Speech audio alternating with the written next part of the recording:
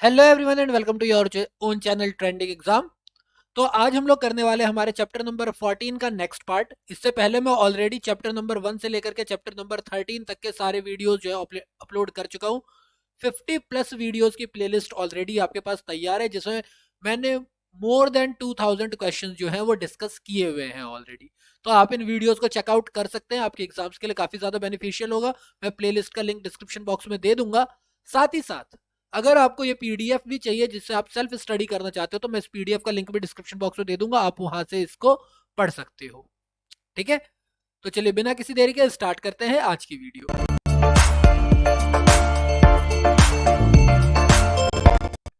आज का जो हमारा क्वेश्चन है क्वेश्चन नंबर 91, क्योंकि इससे पहले हम लोग 90 तक क्वेश्चन कर चुके हैं। टोटल 170 क्वेश्चन थे, तो 91 से हम स्टार्ट कर रहे हैं। निम्न में से किसके द्वारा मानव विकास सूचकांक एचडीआई सर्वप्रथम विकसित किया गया? यानी कौन सी एजेंसी थी जिसने सबसे पहले एचडीआई को लॉन्च किया? यूएनडीपी द्वारा, आईएमएफ द्वारा, यूनिसेफ द्वारा या अंक डॉट द्वारा? अंक टॉड द्वारा, टॉड है ना, हाँ ठीक है। तो ये था UNDP, United nation development programme, संयुक्त राष्ट्र विकास कार्यक्रम। ठीक है, तो ए हमारा करेक्ट आंसर होगा। संयुक्त राष्ट्र विकास कार्यक्रम यूएनडीपी द्वारा वर्ष 1990 से ही वार्षिक आधार पर मानव विकास सूचकांक प्रकाशित किया जा रहा है। दिसंबर 2020 में मानव विकास रिपोर्ट 2020 के तहत जारी सूचकांक में नॉर्वे शीर्ष स्थान पर है, जो कि हमने पढ़ा है पिछले कई चैप्टर्स में, ये क्वेश्चन आया हुआ है। भारत में की स्थिति मध्यम मानव विकास वाले देश की है, जो 0.645 एचडीआई मूल्य के साथ 131वें स्थान पर यानी 131वें स्थान पर है। क्वेश्चन नंबर 92, मानव विकास रिपोर्ट निम्नलिखित में से किस संस्था द्वारा प्रकाशित की जाती है? अगेन वही वाली बात हो गई, कहते हैं मानव विकास रिपोर्ट यानी एचडीआई कौन लॉन्च करता है, तो हमने अभी पढ़ा है यूएनडीपी करती है, तो बाकी ऑप्शन पढ़ ही नहीं रहा है, यूएनडीपी हो जाएगा आंसर। मानव विकास report UNDP United nation development Programme द्वारा प्रकाशित की जाती है। वर्ष 1965 में स्थापित यूएनडीपी वर्ष 1990 में पहली बार मानव विकास रिपोर्ट प्रकाशित की गई थी, यानी कि 1965 में किसकी स्थापना हुई है? यूएनडीपी की। और एचडीआई ये सबसे पहले कब लेकर के आई थी? 1990 में। ठीक है, क्वेश्चन नंबर 93, हाल ही में पहला लैंगिक सामाजिक मानक सूचकांक निम्नलिखित में से किसके द्वारा जारी किया गया है?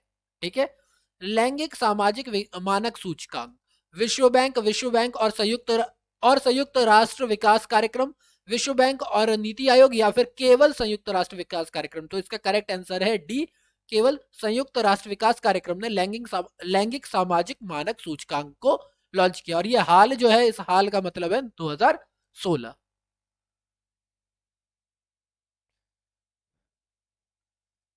5 मार्च 2020 को संयुक्त राष्ट्र विकास कार्यक्रम यूएनडीपी द्वारा पहला लैंगिक सामाजिक मानक सूचकांक जारी किया गया। यह इस रिपोर्ट में महिलाओं के खिलाफ सर्वाधिक पूर्वाग्रह वाला देश पाकिस्तान 99.81 व सबसे कम पूर्वाग्रह वाला देश एंडोरा 27.01% है। सबसे कम है पर जीरो किसी भी देश में नहीं है, तो यहां पर है कि महिलाओं के खिलाफ जो पूर्वाग्रह है वो हर देश में, सबसे कम भी जिस देश हो उस देश में 1/4 से ज्यादा है। ठीक है, क्वेश्चन नंबर 94, निम्नलिखित में से किस संगठन या संस्था ने भारत के आर्थिक विकास पथ को रोजगार विहीन, जड़ विहीन, निष्ठुर, आवाज विहीन तथा भविष्य रहित कहा है? इनमें से कौन सी ऑर्गेनाइजेशन है? आईएमएफ, विश्व बैंक, यूएनडीपी, डब्ल्यूटीओ। 2015 की ये है। इसके अंदर भारत को क्या क्या कहा गया है? रोजगार विहीन, वो तो हम लोग देख ही रहे हैं, आप लोग भी देख ही रहे हो, ये मेरे को बोलने की जरूरत नहीं। जड़ विहीन, कोई बेस नहीं है इसका। निष्ठुर, लोगों के लिए ये ज्यादा वर्क नहीं कर पा रही है। आवाज विहीन, इसकी अपनी कोई आवाज नहीं है, और ये भविष्य रहित है, ये भी यूएनडीपी ने ही कहा है। वर्ष 1996 में मानव विकास रिपोर्ट ने संयुक्त राष्ट्र विकास कार्यक्रम यूएनडीपी द्वारा विकासशील देशों के आर्थिक विकास पथ को रोजगार विहीन, जड़ विहीन, निष्ठुर, आवाज विहीन तथा भविष्य रहित कहा गया। यूएनडीपी द्वारा देशों के नीति निर्माताओं को नीति निर्धारण के समय उक्त तथ्यों की ओर ध्यान देने की अपील भी की गई। अच्छा, ये बात अच्छा है, इन्होंने सिर्फ भारत को नहीं कहा था, सारे विकासशील देशों को कहा था, तो ये थोड़ा सा चलो आप कह सकते हो ओके ठीक है। क्वेश्चन नंबर 95, भारत निम्नलिखित में से किसका सदस्य है? एशियाई विकास बैंक, एशिया प्रशांत आर्थिक सहयोग, कोलंबो योजना या फिर आर्थिक सहयोग एवं विकास संगठन। तो ये जो है ओईसीडी का नहीं है, ये कोलंबो योजना का है। ये एशियाई विकास बैंक का भी है, एडीबी का भी है, एशियन डेवलपमेंट बैंक का भी है, लेकिन एशिया प्रशांत आर्थिक सहयोग का नहीं है। तो यानी पहले और तीसरे का है, दैट मीन्स 1 और 3। तो एक करेक्ट आंसर होगा। भारत वर्ष 1966 से एशिया विकास बैंक एडीबी तथा वर्ष 1950 से कोलंबो योजना का सदस्य है। यह एपेक का सदस्य नहीं, ओपेक होना चाहिए वैसे ये। अच्छा ये एपेक ये है, एपीईसी, हाँ एपेक ये है, एशिया प्रशांत आर्थिक सहयोग, Asia Asia Asian Pacific economic corporation, APEC. यद्यपि इसने एपेक की सदस्य हेतु आवेदन कर रखा है। यदि भारत, इस प्रकार भारत 37 सदस्य ओईसीडी का भी सदस्य नहीं है। कोलंबिया इसका 37वां सदस्य देश है, ठीक है। इसकी सदस्यता 28 अप्रैल 2020 से प्रभावी है। तो बेसिकली अभी हम लोग कह सकते हैं कि अभी भारत इन दो का, ओईसीडी का और एपेक का सदस्य नहीं है। क्या कह सकते हैं ही नहीं। क्वेश्चन नंबर 96, यूरोपीय आर्थिक समुदाय का मुख्यालय है कहां पे? ब्रुसेल्स, कोपेनहेगन, मैंने कहा था कॉपहेगन ही बोलूंगा मैं, न साइलेंट रह लेगा, कोपेनहेगन, बॉन या पेरिस। तो यह है ब्रुसेल्स में यूरोपीय आर्थिक समुदाय। वर्ष 1957 की रोम संधि के अनुसार यूरोपीय आर्थिक समुदाय ईईसी, यूरोपियन इकोनॉमिक कॉर्पोरेशन की स्थापना की गई थी, जिसका मुख्यालय बेल्जियम की राजधानी ब्रुसेल्स में है। क्वेश्चन नंबर 97, यूरोपीय संघ के विषय में निम्नलिखित कथनों पर विचार कीजिए। करते हैं। यूरोपीय संघ को पूर्व काल में यूरोपीय समुदाय के रूप में जाना जाता था। यह बात तो बिल्कुल सही है कि यूरोपीय संघ को यूरोपीय समुदाय माना जाता था, बिल्कुल सही है। सिंगल यूरोपियन एक्ट 1986 और मैस्ट्रिक्ट संधि, इसके निर्माण में मील के पत्थर बने, ये बात भी बिल्कुल सही है। यूरोपीय संघ देशों के नागरिक दोहरी नागरिकता का उपभोग करते, ये बात भी बिल्कुल सही है। स्विट्जरलैंड यूरोपीय संघ का एक सदस्य है, ये बात बिल्कुल गलत है, स्विट्जरलैंड इसका सदस्य नहीं है। तो इस हिसाब से 1 2 3 करेक्ट है और ये ऑप्शन है हमारा डी, तो डी हमारा करेक्ट आंसर होगा, ठीक है। स्विट्जरलैंड यूरोपीय संघ ईयू का सदस्य नहीं है। कथन 4 को छोड़कर उपयुक्त सभी तीनों कथन यूरोपीय संघ के संदर्भ में सही है। वर्तमान में भी नहीं होगा, इसीलिए क्वेश्चन ये 1999 का है, लेकिन वर्तमान में भी नहीं होगा, इसीलिए ये ऐसे दे रखा है, ठीक है ना।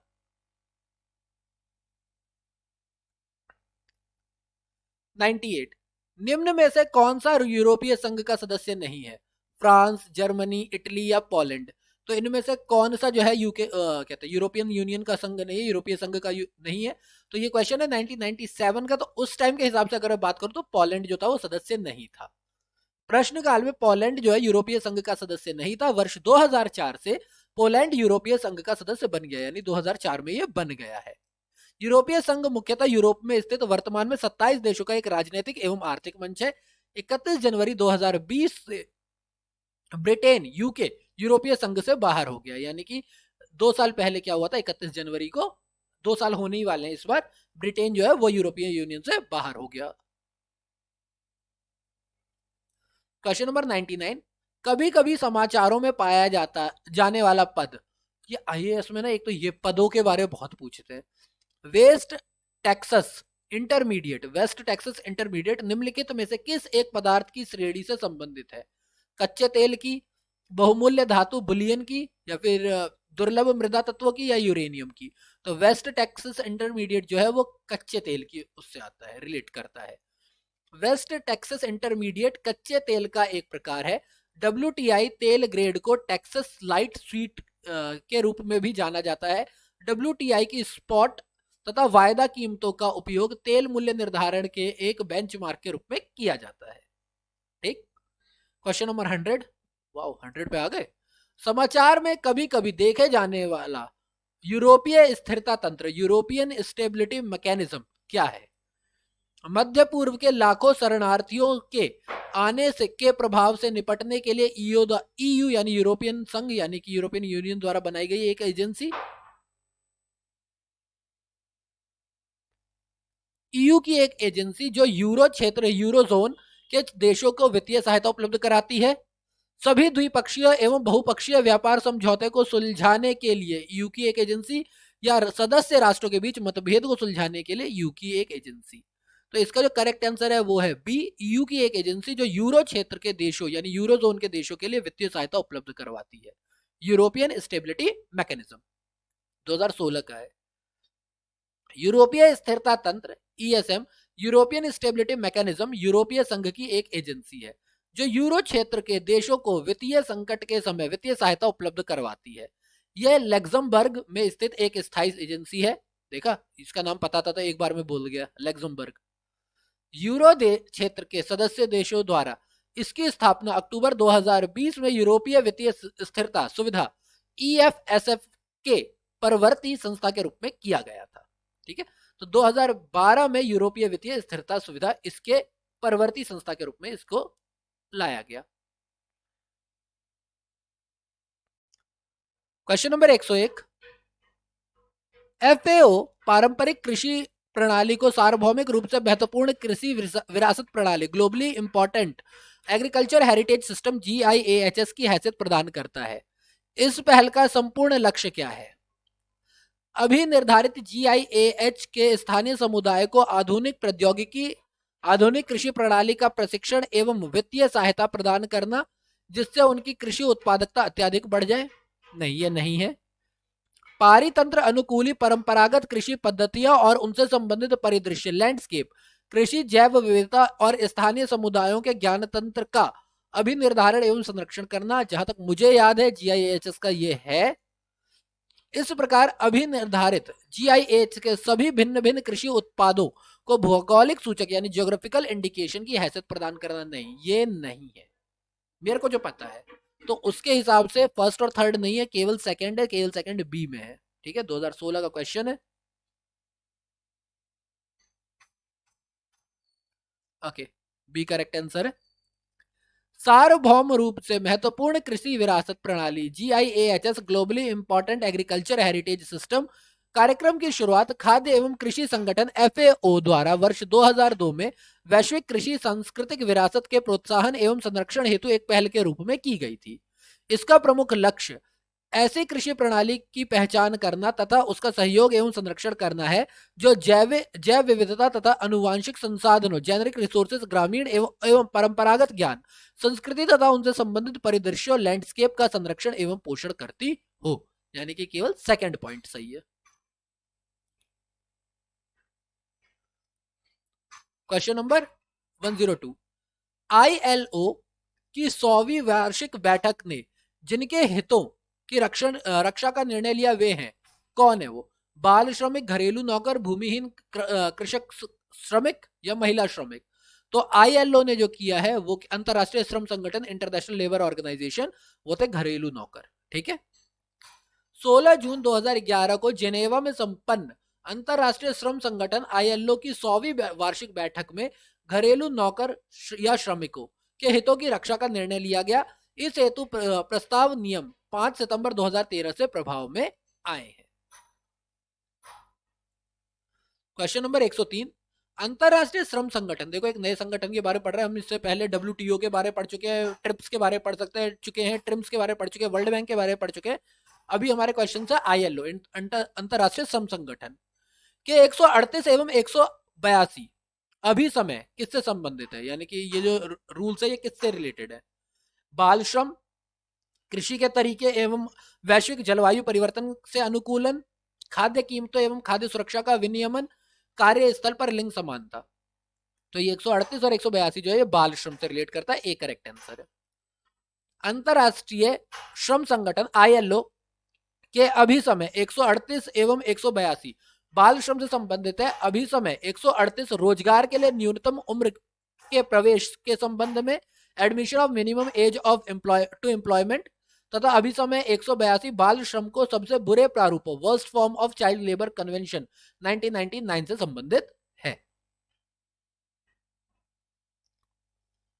क्वेश्चन नंबर 104, सांस्कृतिक नेताओं को अपनी सभाओं में जोड़ने के लिए निम्नलिखित में से कौन एक क्रिस्टल पुरस्कार प्रदान करता है? एशिया प्रशांत पैसिफिक आर्थिक सहयोग APEC, अंतरराष्ट्रीय पुनर्निर्माण एवं विकास बैंक IBRD, IRDB है, IBRD, IBRD सही तो है। विश्व स्वास्थ्य संगठन WHO या विश्व आर्थिक मंच, ठीक है, WEF। तो ये जो है ये विश्व आर्थिक मंच करता है। क्रिस्टल पुरस्कार जो है वो WEF के द्वारा दिया जाता है। क्रिस्टल पुरस्कार विश्व आर्थिक मंच WEF वर्ल्ड इकोनॉमिक फोरम द्वारा विश्व परिस्थितियों में सुधार की दृष्टि से उल्लेखनीय प्रतिबद्धता दिखाने वाले कलाकारों को प्रदान किया जाता है।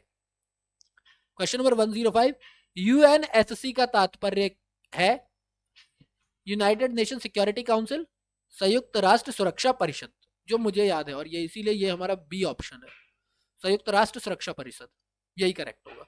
मैं बाकी पढ़ूंगा ही नहीं इसके, तो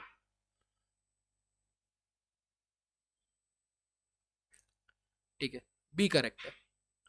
यूएनएससी का तात्पर्य संयुक्त राष्ट्र सुरक्षा परिषद, यूनाइटेड नेशन सिक्योरिटी काउंसिल से है। इसके 5 स्थायी और 10 अस्थायी सदस्य होते हैं। यह संयुक्त राष्ट्र का एक महत्वपूर्ण अंग है। ठीक है। क्वेश्चन नंबर 106, संयुक्त राष्ट्र सुरक्षा परिषद के स्थायी सदस्यों की संख्या कितनी है? तो स्थायी 5 और अस्थायी 10। तो स्थायी कितने हैं? 5 है, बाकी पढ़ने की जरूरत ही नहीं। क्वेश्चन नंबर 107, निम्न को सुमेलित कीजिए। कर लेते हैं। WTO, ठीक, IMF, सार्क, IDA। क्लियर है। भुगतान संतुलन में असंतुलन को करने के लिए वित्त प्रदान करता है, ये IMF है। भुगतान संतुलन से रिलेटेड IMF का है। सामान्यतः व्यापार में मात्रात्मक प्रतिबंधों के उपयोग को निषिद्ध करता है WTO। मात्रात्मक जब भी होगा तो WTO आ जाएगी वहां पे। ये क्लियर है। नम्य ऋणों की स्वीकृति जो होता है ना, उदार ऋणों की, उदार ऋण तो IDA कहते हैं ना, इसी को सॉफ्ट विंडो कहते हैं। तो सार्क चौथा हो जाएगा, दक्षिण एशियाई। सार्क तो वैसे भी साउथ एशियन है, तो ये तो दक्षिण एशियाई है ही। मैं क्या बताऊं, ये तो आप लोगों को खुद भी आता होगा। तो यानी कि A का 2, B का 1, A का 2, B का 1, A का 2, B का 1, ये रहा। सी करेक्ट है।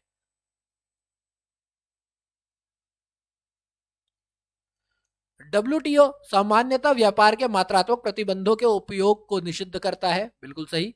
IMF भुगतान संतुलन में असंतुलन को ठीक करने के लिए वित्त प्रदान करता है। सार्क दक्षिण एशियाई देशों के बीच सहयोग को बढ़ावा देता है और IDA नम्य ऋणों को स्वीकृति देता है।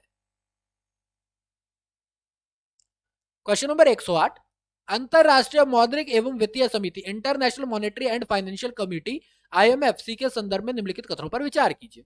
कर लेते हैं। IMFC विश्व अर्थव्यवस्था के सरोकार रखने वाले विषयों पर चर्चा करता है और अंतरराष्ट्रीय मुद्रा कोष IMF को उसके कार्य की दिशा पर सलाह देता है। तो IMFC, ये बात जरूर है कि IMF को सलाह वाला देने का काम ये करता है, बिल्कुल सही है। IMFC की बैठकों में विश्व बैंक प्रेक्षक की भांति भाग लेता है, ये भी बात बिल्कुल सही है। तो इनमें से कौन सा या कौन से सही है? तो दोनों ही बातें सही है। अंतरराष्ट्रीय मौद्रिक एवं वित्तीय समिति IMFC international monetary and financial committee की स्थापना IMF बोर्ड ऑफ गवर्नर्स के सुझाव द्वारा किया गया है। IMF बोर्ड ऑफ गवर्नर्स को 2 मंत्रालयी समितियों यथा अंतरराष्ट्रीय मौद्रिक एवं वित्तीय समिति IMFC एवं विकास समिति द्वारा सलाह प्रदान की जाती है। IMFC के 24 सदस्य हैं। IMFC का प्रमुख कार्य उन सभी मुद्दों जो वैश्विक आर्थिक प्रणाली को प्रभावित करते हैं पर परिचर्चा करना एवं बोर्ड ऑफ गवर्नर्स को सलाह देना है। इसकी बैठक वर्ष में 2 बार होती है और इसकी बैठक में विश्व बैंक भी प्रेक्षक की भांति भाग लेता है। तो इसीलिए दोनों स्टेटमेंट करेक्ट थी हमारी। क्वेश्चन नंबर 109, निम्नलिखित में से किस एक का मुख्यालय सही दिया गया है? इनमें से कौन जो है वो बिल्कुल सही है? UNO लंदन नहीं, WTO जेनेवा करेक्ट है, WTO world trade organisation Geneva. ILO Rome नहीं है और FAO जेनेवा ये भी नहीं है। ठीक है, तो सिर्फ जेनेवा वाला क्लियर है, एक ही WTO भी करेक्ट है। बाकी ये है UNO जो है कहां पर है? न्यूयॉर्क में है। WTO जेनेवा में है। ILO ये दोनों ना ऊपर नीचे दे देते हैं, ILO जेनेवा में है जबकि FAO जो है वो रोम में है। ठीक। अगेन क्वेश्चन नंबर 110, संयुक्त राष्ट्र संघ के सदस्यों की संख्या कितनी है? तो संयुक्त राष्ट्र संघ के अभी जो है ये, क्योंकि 2006 का क्वेश्चन है, तो उस टाइम के हिसाब से अगर हम बात करते हैं तो 191 सदस्य, ठीक है। लेकिन अभी की अगर हम बात करेंगे तो 193 सदस्य हैं, पर उस टाइम के हिसाब से 191 सदस्य। प्रश्नकाल में संयुक्त राष्ट्र संघ के 191 सदस्य थे। इसका 191वां 191 नंबर पे जो सदस्य था वो 27 सितंबर 2002 को पूर्वी तिमोर बना। 28 जून 2006 को मॉन्टेनेग्रो को संयुक्त राष्ट्र संघ का 192 नंबर का सदस्य बनाया गया। और जुलाई 2011 को दक्षिण सूडान जो साउथ सूडान जो है इसका 193 नंबर का देश बना। वर्तमान में इसके 193 सदस्य हैं। क्वेश्चन नंबर 111, निम्नलिखित में से क्या एक संयुक्त राष्ट्र संघ से संबंध नहीं है? इनमें से किसका एक संबंध नहीं है? बहुपक्षीय निवेश गारंटी अभिकरण, multilateral investment guarantee agency, MIGA, मीगा, ये तो है, संयुक्त राष्ट्र संघ से रिलेट करती है, IMGA। अंतरराष्ट्रीय वित्त निगम, इंटरनेशनल फाइनेंस कॉर्पोरेशन, IFC, ये भी है।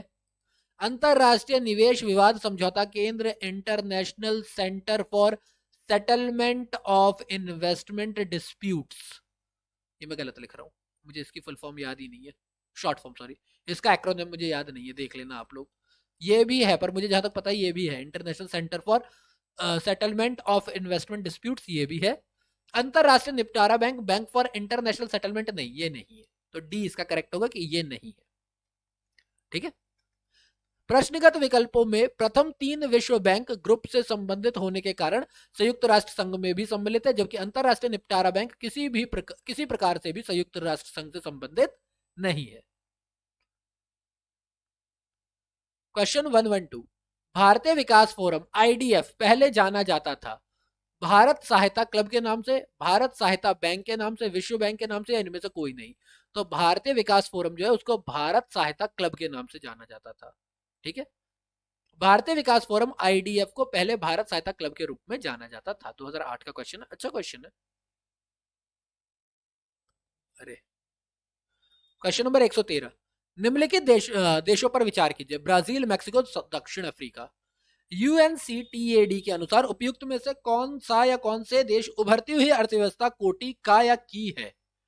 तो इनमें से अगर मैं बात करूं तो ये तीनों ही उभरती हुई अर्थव्यवस्था तो है, तीनों ही उभरती हुई अर्थव्यवस्था है। 2010 है ना। UNCTAD के अनुसार ब्राजील, मैक्सिको और साउथ अफ्रीका, दक्षिण अफ्रीका, तीनों ही उभरती हुई अर्थव्यवस्थाओं में शामिल है।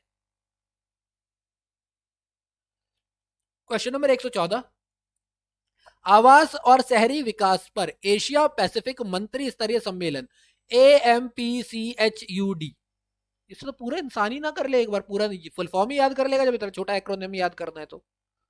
के संदर्भ में निम्नलिखित कथनों पर विचार कीजिए, ठीक है। पहला, प्रथम, APMCHUD भारत में 2006 में संपन्न हुआ, जिसका विषय उभरते शहरी रूप, नीति, प्रक्रियाएं और शासन संरचना थी। ओके। भारत सभी वार्षिक मंत्री स्तरीय सम्मेलनों की मेजबानी ADB, APEC और एशियान की सहभागिता से करता है। तो अगर इन दोनों के रिलेटेड बात की जाए तो दोनों में से कोई सी भी बात सही नहीं है, दोनों ही गलत बातें हैं। तो जब दोनों ही गलत बातें तो ऑप्शन डी करेक्ट हो गया। आवास और शहरी विकास और एशिया पैसिफिक मंत्री स्तरीय सम्मेलन APMCHUD का आयोजन 13 से 16 दिसंबर 2006 के मध्य नई दिल्ली में किया गया था, जिसका विषय थीम था वर्ष 2020 तक एशिया पैसिफिक के सतत शहरीकरण हेतु एक दृष्टि। छठवें सम्मेलन का आयोजन 14 से 16 दिसंबर 2016 के मध्य नई दिल्ली में किया गया था, जिसका विषय उभरते शहरी रूप, नीति, प्रक्रियाएं और शासन संरचना थी। भारत इसके सभी वार्षिक मंत्री स्तरीय सम्मेलनों की मेजबानी नहीं करता, क्योंकि दूसरा सम्मेलन 12 से 14 मई तक 2018 के मध्य तेहरान, ईरान में संपन्न हुआ था। तो इसी तरह से आप देख सकते हो कि दोनों में से कोई सा भी करेक्ट नहीं है। क्वेश्चन नंबर 115, भारत निम्नलिखित में से किसका या किनका सदस्य है? एशिया प्रशांत आर्थिक सहयोग, APEC, नहीं है, ऊपर ही पढ़ा था। दक्षिण पूर्व एशियाई राष्ट्रों का संगठन, आसियान, एशियान, नहीं नहीं, association of south east Asian Nations, नहीं, इसका भी नहीं है। पूर्वी एशिया शिखर सम्मेलन, ईस्ट एशिया समिट, हाँ है, ये है, सिर्फ इसी का है। तो केवल थर्ड का है। भारत पूर्वी एशिया शिखर सम्मेलन ईस्ट एशिया समिट का भागीदार राष्ट्र है। पूर्वी एशिया शिखर सम्मेलन पूर्वी एशियाई एवं दक्षिण एशियाई देशों का साझा मंच है। इसमें आसियान के 10 सदस्य राष्ट्र Indonesia, Malaysia, Philippines, Singapore, Thailand, Vietnam, Brunei, Myanmar, Laos और कंबोडिया के अतिरिक्त ऑस्ट्रेलिया, चीन, भारत, जापान, दक्षिण कोरिया व न्यूजीलैंड शामिल हैं। वर्ष 2011 के छठे सम्मेलन में संयुक्त राष्ट्र अमेरिका एवं रूस के शामिल हो जाने से इसकी सदस्यों की संख्या 18 हो गई है। इसका शिखर सम्मेलन आसियान शिखर सम्मेलन के साथ ही वर्ष 2005 से होता रहा है। ठीक। क्वेश्चन नंबर 116, 13वां नाम कॉन्फ्रेंस 24 से 25 फरवरी 2003 में आयोजित किया गया। ये उसी टाइम का करंट क्वेश्चन है। तो ये कहां पर हुआ था? तो ये मैं सीधा बता दे रहा हूं, कुआलालंपुर है। कुआलालंपुर में इसका आयोजन किया गया था।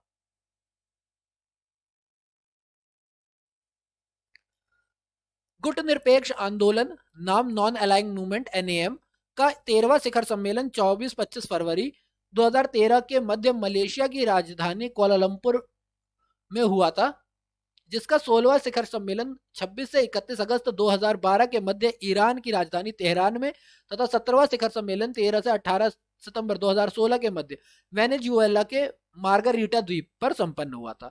18वां शिखर सम्मेलन 2019 में अजरबैजान में संपन्न हुआ है। ठीक है। Question number 117, trans pacific partnership के संदर्भ में निम्नलिखित कथनों पर विचार कीजिए। करते हैं। यह चीन और रूस को छोड़कर प्रशांत महासागर तटीय सभी देशों के मध्य एक समझौता है। ओके। यह केवल तटवर्ती सुरक्षा के प्रयोजन से किया गया सामरिक गठबंधन है। तो ट्रांस पैसिफिक पार्टनरशिप के मामले में इन दोनों में से कोई सी भी बात सच नहीं है। तो डी करेक्ट होगा।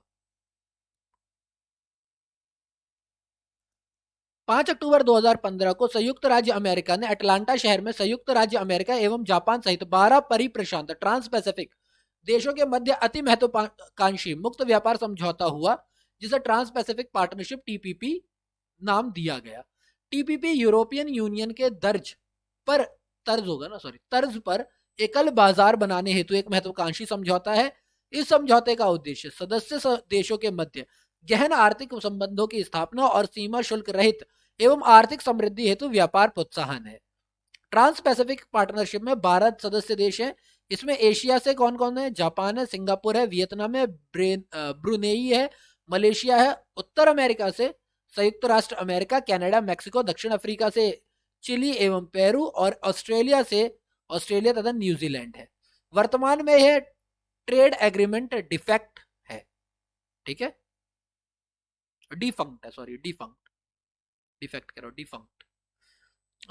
118, निम्नलिखित में से कौन सा देश एशिया पैसिफिक ट्रेड एग्रीमेंट का सदस्य नहीं है?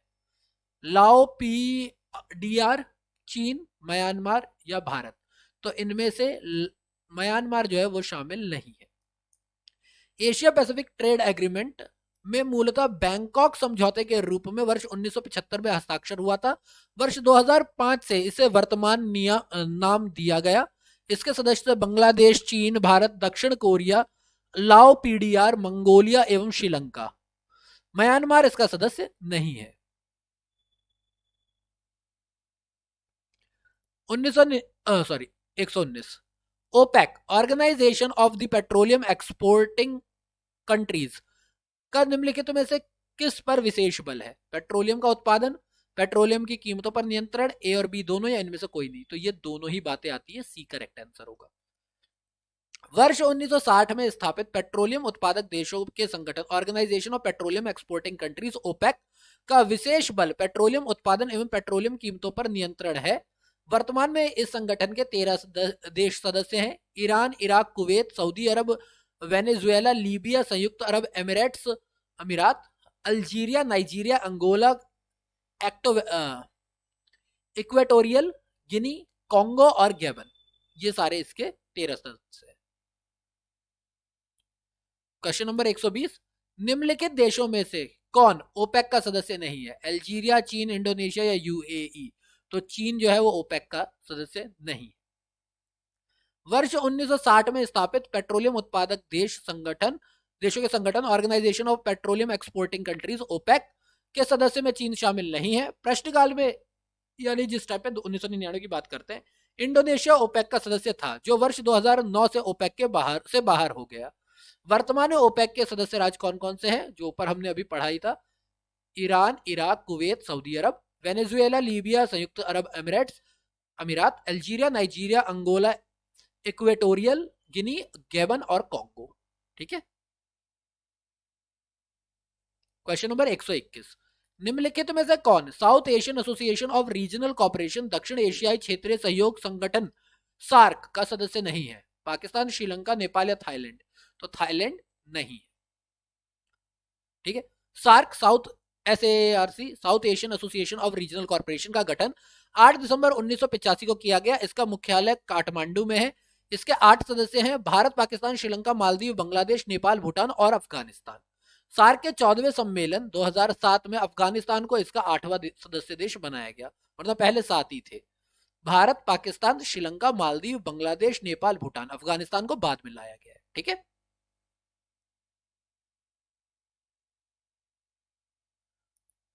क्वेश्चन नंबर 122, दक्षिण एशियाई क्षेत्रीय सहयोग संगठन सार्क की स्थापना कब हुई थी? अभी हमने पढ़ा 1985 में हुई थी, तो बाकी ऑप्शन पढ़ने की जरूरत ही नहीं है।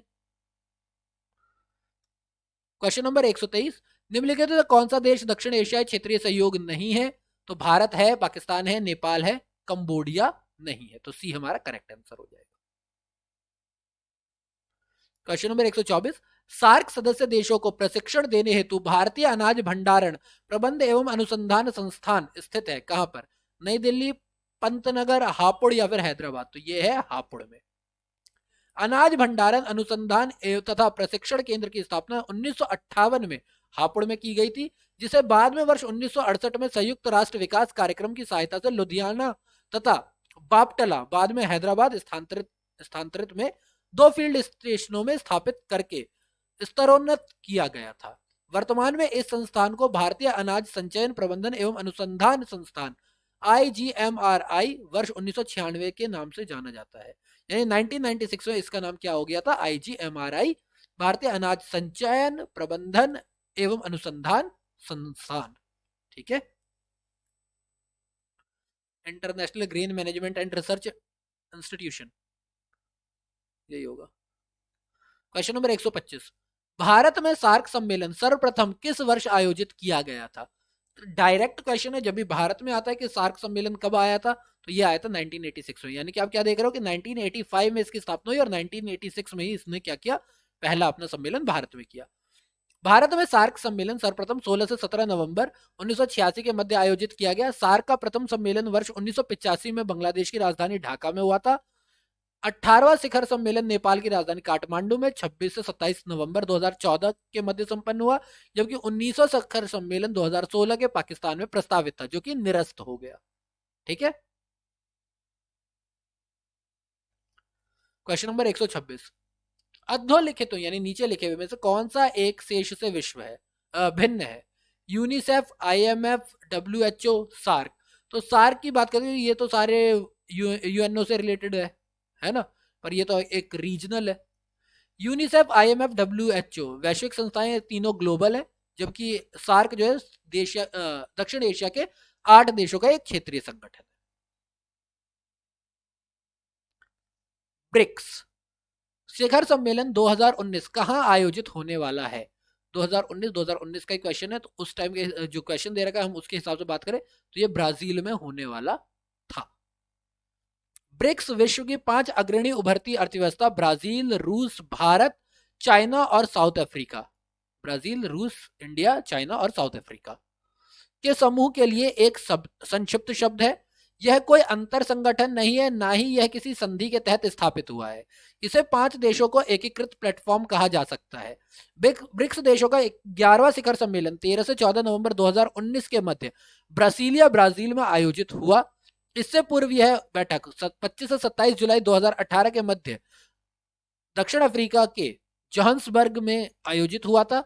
वर्ष 2019 में सम्मेलन का मुख्य विषय ब्रिक्स एक अभिनव भविष्य के लिए आर्थिक विकास, BRICS economic growth for an innovative future है।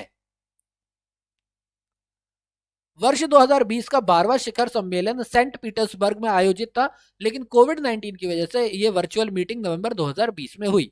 13वां शिखर सम्मेलन नई दिल्ली, भारत में आयोजित होगा, जिसका मुख्य थीम ब्रिक्स एट 15 यानी कि intra BRICS corporation for continuity, consolidation and consensus है। अब देखते हैं ये कब होता है, फिलहाल मेरे को इसका पता नहीं है, आप पता कर लेना अगर हो गया होगा तो।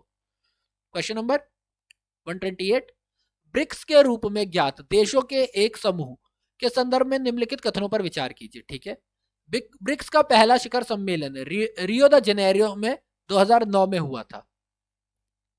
नहीं, ब्रिक्स ब्राजील में नहीं हुआ था, रियो द जेनेरो में नहीं हुआ था। दक्षिण अफ्रीका ब्रिक्स समूह के अंत में शामिल हुआ, ये बात सही है। साउथ अफ्रीका लास्ट में शामिल हुआ था, ये बात सही है। तो केवल 2 ही सही है। विश्व की उभरती आर्थिक शक्तियों यथा ब्राजील, रूस, भारत, चीन एवं साउथ अफ्रीका की सदस्यता वाले अंतर महाद्वीपीय समूह को ब्रिक्स के नाम से जाना जाता है। पहले यह समूह ब्रिक के नाम से जाना जाता था, क्योंकि साउथ अफ्रीका बाद में आया। ठीक है, परंतु वर्ष 2011 में दक्षिण अफ्रीका के आधिकारिक रूप से इस समूह में शामिल होने के बाद इसका पुनर्निर्माण नामांकन ब्रिक्स के रूप में किया गया। दक्षिण अफ्रीका के शामिल होने से पूर्व ब्रिक राष्ट्रों की 2 शिखर बैठकें संपन्न हो चुकी थी। पहली शिखर बैठक 16 जून 2009 को रूस में हुई थी। यक्तोन, एक मिनट हटा देता हूँ, येकातेरिनबर्ग, हाँ, येकातेरिनबर्ग में आयोजित हुई थी, जो कि दूसरी शिखर सम्मेलन 15 अप्रैल 2010 को ब्रासिलिया, ब्राजील में किया गया था। ब्रिक्स का तीसरा शिखर सम्मेलन पहली 5 सदस्य जो थी, जिसके अंदर अब साउथ अफ्रीका भी आ चुका था, 14 अप्रैल 2011 को चीन के सान्या में आयोजित हुआ। 8वां 15 से 16 को 2016 के मध्य भारत के पणजी, गोवा में हुआ। इस सम्मेलन का थीम उत्तरदायी, समावेशी एवं सामूहिक समाधान का निर्माण था। इसका 10वां शिखर सम्मेलन 2018 में जोहान्सबर्ग, दक्षिण अफ्रीका में हुआ। 12वां शिखर सम्मेलन 2020 के रूस में आयोजित था, जो कि कोविड-19 की वजह से नहीं हो पाया, तो वर्चुअली हुआ था। 13वां जो है नई दिल्ली, भारत में आयोजित होगा, जिसका मुख्य विषय होगा ब्रिक्स एट 15, क्योंकि ब्रिक्स जिसका हो जाएगा intra BRICS corporation for continuity, consolidation and consensus. ठीक है, क्वेश्चन नंबर 129, 9वें ब्रिक्स शिखर सम्मेलन का मेजबान देश है। तो यानी बेसिकली आपको ब्रिक्स के, तो ब्रिक्स काफी ज्यादा पूछा गया, तो ब्रिक्स के तो आपको सारे याद होने चाहिए। अब तक 13 होने वाले, 13 के 13 ही याद कर लेना। तो ये हुआ था चीन में। ठीक है, 3 से 5 सितंबर 2007 के मध्य चीन के शियामेन शहर में 9वें ब्रिक्स सम्मेलन का आयोजन किया गया। इस सम्मेलन का केंद्रीय विषय था ब्रिक्स उज्जवल भविष्य के लिए मजबूत साझेदारी, stronger partnership for brighter future. 130, नूतन विकास बैंक ब्रिक्स का प्रथम अध्यक्ष किसे नियुक्त किया गया? जीजी मेनन, दीपक पारिक, केवी कामत या फिर चंदा कोचर। तो ये थे केवी कामत। वर्ष 2014 को फोर्टाल्जा, ब्राजील में आयोजित 6ठे ब्रिक्स शिखर सम्मेलन में ब्रिक्स देशों के नेताओं ने न्यू डेवलपमेंट बैंक एनडीपी की स्थापना हेतु एक समझौते पर हस्ताक्षर किए थे। नूतन विकास बैंक, न्यू डेवलपमेंट बैंक या ब्रिक्स बैंक का प्रथम अध्यक्ष भारतीय बैंकर केवी कामत को बनाया गया। नूतन विकास बैंक का उद्घाटन 21 जुलाई 2015 को शंघाई, चीन में केवी कामत द्वारा किया गया। इस बैंक को $100 अरब की शुरुआती अधिकृत पूंजी के साथ प्रारंभ किया गया है। ब्रिक्स के सभी सदस्य देशों को बारी बारी से 5 वर्षों तक अध्यक्षता करने का अवसर मिलेगा। ठीक है, सो दैट्स बीन सेड। आज हम लोगों ने क्वेश्चन नंबर 91 से लेकर के 130 तक कर लिए हैं। टोटल 40 क्वेश्चन हमने कर लिए हैं। मैं वीडियो को ज्यादा लंबा नहीं करना चाहता। ठीक है, बाकी जो लास्ट के 40 क्वेश्चन है वो हम लोग नेक्स्ट वीडियो में कर लेंगे। तो अगर आपको वीडियो अच्छी लगी हो तो प्लीज वीडियो को लाइक करें, चैनल को सब्सक्राइब करें। ये तो मैं बोलता रहता हूँ, आप लोग करते ही नहीं हो। एक बार बटन ही तो दबाना, इससे आपको इन्फॉर्मेशन मिलती रहेगी। ठीक है, साथ ही साथ अगर आपको लगता है कि हमारा चैनल और बढ़ना चाहिए तो प्लीज चैनल को शेयर करें, ज़्यादा से ज़्यादा वीडियो को अपने फ्रेंड्स तक पहुंचाए ताकि उनकी भी हेल्प हो सके। और बाकी मेरे लिए आपके पास कोई कंप्लेन है, कोई सजेशन है, कोई भी एडवाइस है तो प्लीज़ कमेंट बॉक्स में ज़रूर बताएं ताकि मैं वीडियोस को और इंटरेक्टिव बना सकूं। बाकी be safe, stay healthy and thank you for your time.